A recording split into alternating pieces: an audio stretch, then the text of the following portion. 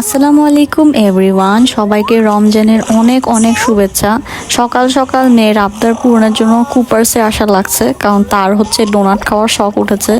আর অনলাইনে delivery charge এত বেশি দেখে আমরা নিজেরাই চলে গেলাম বের হয়ে, যে সকালে একটু বের হওয়া হবে, আবার মেয়ের জন্য ডোনাট কেনাও হবে।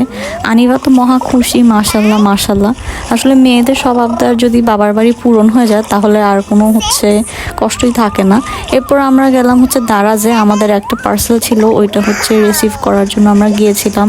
দারাজ থেকে পার্সেল নিয়ে এরপর আমরা বাসায় চলে যাব, কারণ মেয়ে সকাল থেকে কিচ্ছু খায় নাই। এরপর আমার মেয়ে বাসায় এসে আপনারা দেখেন ডোনাট যে এই এক কামড় খেয়েছে, এরপর সে এটা আর ছুঁয়েও দেখে নাই। এরপর আমরা ওই দিন আমাদের বাসায় যারা যারা এর আগে পুরা রোজে ইফতার পাঠিয়েছে সবার বাসায় ইফতার দেওয়ার প্ল্যান করেছি। মানে আমাদেরকে যারা দিয়েছিল ওদেরকে যে রিটার্ন ইফতার দেওয়া সেটার প্ল্যান হচ্ছিল। বাসায় একটা চায়না গ্রাসের প্যাকেট ছিল, সো ভাবলাম ওটা বানিয়ে ফেলি। আর আমি কিছু বানাবো আর আমার মেয়ে সেখানে গুতাগুতি করবে না, এটা তো কখনোই সম্ভব না। সো আনিবা সহ আমি ওটা বানাচ্ছিলাম। একদম ইজি, আসলে 1/2 লিটার দুধের মধ্যে প্যাকেটটা মিক্স করে নেড়ে দিলেই হয়। আমরা আসলে লাস্ট কয়েকদিন ধরেই ভাবছিলাম সবার বাসায় ইফতার দিয়ে দিব, বাট আমাদের সময়ের অভাবে আর হয়নি। আম্মু অফিসে বিজি থাকতো, আর আমি তো আনিবাকে নিয়ে বলার বাইরে, এমন অবস্থা থাকে। সো এটা একদম হোয়াইট কালার ছিল, তো আমি ভাবলাম এখানে একটু গ্রিন কালার দিয়ে দিই। একদম সাদা দেখতে আসলে ভালো লাগে না। পিঙ্ক বানাতে চেয়েছিলাম, বাট রেড কালারটা আমি খুঁজে পাচ্ছিলাম না।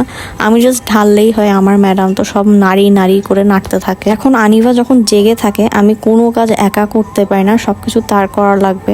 এরপর আমি জাস্ট আমার হাজবেন্ডকে ভুলে বলে ফেলেছিলাম আনিবা ঘুমালে আমি জুসটা বানিয়ে ফেলবো। এটা শোনার পর থেকে আমার মেয়ে শুরু করেছে জুস, মানে সে বানাবে।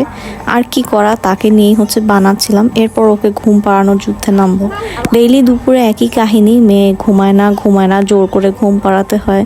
তো আজকে যেহেতু ইফতার দিব, তাই বাসায় এক্সট্রা কাজও আছে, আম্মুও করছে আমিও করছি, সবাই মিলেমিশে। আসলে আম্মু লাবণ্য ওরা হেল্প না করলে কোনো কিছুই আমি কমপ্লিট করতে পারি না, কারণ আনিবা কিছুক্ষণ পরপরই আমাকে টানতে টানতে রুমে নিয়ে যায়। এরকম ইফতার দেওয়া নেওয়ার যে প্রচলনটা, এটা আমার সবসময় খুব বেশি ভালো লাগতো। ছোটবেলায় আম্মুরা এরকম দিত, আমরা সবার বাসায় বাসায় গিয়ে গিয়ে দিয়ে আসতাম। দেন আমি আলুর চপ বানানোর প্রিপারেশন নিচ্ছিলাম। এখানে পেঁয়াজ, তারপর ধনিয়া পাতা, কাঁচামরিচ সব কিছু দিয়ে, জিরা ধনিয়া ইনস্ট্যান্ট গুঁড়া করে দিয়েছি, লবণ, শুকনা মরিচ, সাথে আমি একটু সরিষার তেল আর টমেটো সসও দেই। এটা দিলে সরিষার তেলে যে ফ্লেভারটা আসে ওটা খুবই মজা হয়। আজকে ভেবেছি ডিফারেন্ট টাইপের একটা আলুর চপ বানাবো। আসলে এটাকে আলুর চপ না, ডিম চপই বলা যায় বলতে গেলে। তো এখানে যেটা করব, আমি ডিমটা গোটাই দিয়ে দিব এবং আলুটা খুব ভালো করে মেখে নিয়েছি, সাথে ব্রেড ক্রাম আর ডিম রেখেছি। আমি কাজ করতেছি আর মনে মনে শুধু দোয়া করতেছিলাম যেন আনিবা ঘুমায়, কারণ আনিবা যদি ঘুম থেকে উঠে যায় আমি আসলে 2 হাতে কোনো কাজই করতে পারি না, এক হাতে আনিবাকে ধরে থাকা লাগে। তো এইভাবেই আমি পুরা ডিমের সাথে আলুটা কোট করে এরপর ডিম আর ব্রেড ক্রাম দিয়ে করে ফেলছিলাম। আর পিছে লাবণ্য তো ছিলই। আসলে সবাই মিলে কাজ না করলে কিন্তু কোনোভাবেই কোনো কিছু করা পসিবল না। আগে পারতাম একটা সময় নিজে নিজে সব কিছু করে ফেলতে, বাট এখন ডিফারেন্ট অবস্থা আর কি। আপনাদের বাসায় যাদের বেবি আছে তারা আমার ব্যাপারটা রিলেট করতে পারবেন খুব ইজিলি। দেন এগুলো এইভাবে আমি ডিপ ফ্রিজে রেখে দিব। এবার আম্মু করছিল চিংড়ি মাছের এই আইটেমটা, এটা খুবই মজা হয় আম্মুর হাতে।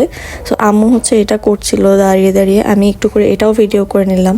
এদিকে দেরি হয়ে যাচ্ছিল, যাদের বাসায় ইফতার দিব সবার তো তাড়াতাড়ি দিতে হবে, এই জন্য আমি তাড়াতাড়ি ফ্রিজ থেকে বের করে সবকিছু ভাজাভাজি শুরু করে দিলাম। লাবণ্য বেগুনি করছিল, এদিকে 1 গামলা বেগুনি করা হয়েছে। চিকেন ফ্রাইও ম্যারিনেট করা ছিল। হঠাৎ করে খেয়াল হলো যে ফুলকপির যে আইটেমটা করার কথা সেটার জন্য ফুলকপি রেডি করা হয় নাই। দেন আমি ফুলকপি বয়েল করে তাড়াতাড়ি ব্যাটার রেডি করছিলাম। আর ডিম চপগুলো দেখেন কাটার পর কি সুন্দর করে হয়েছে, মাশাল্লাহ মাশাল্লাহ। এদিকে আমি চিংড়ি মাছগুলো দিচ্ছিলাম, লাবণ্য ভাজতেছে, আম্মু রেডি করছে। সব কিছু মিলায় লাস্টের দিকে এমন তাড়াহুড়ো অবস্থা হয়ে গিয়েছিল বলার বাইরে। এদিকে এটাকে আমি কাটার সময় কেমন লেগেছে এটা আমি ক্লিপটা পরে অ্যাড করে দিলাম আপনাদের জন্য। কাটার পর খুব সুন্দর লাগে। দেন আমি ট্রেটা সাজাচ্ছিলাম আস্তে আস্তে, কারণ সবাই মিলে কাজ করছি যেহেতু সব কিছু লাস্টের দিকে হয়ে গিয়েছিল খুব ইজিলি। আর এটা তো হচ্ছে আনিবা সহ আমি যেটা বসিয়েছিলাম পুডিংটা, ওটাও হয়ে গেছে। সো এই তো আমি হচ্ছে আপনাদেরকে দেখিয়ে দিই ট্রেটা কেমন করে ডেকোরেশন করেছিলাম আমি। আর এগুলো হচ্ছে আমাদের খাওয়া দাওয়া, আমরা হচ্ছে টেবিলে বসে গিয়েছিলাম কারণ তখন সাইরেন দিয়ে দিয়েছিল।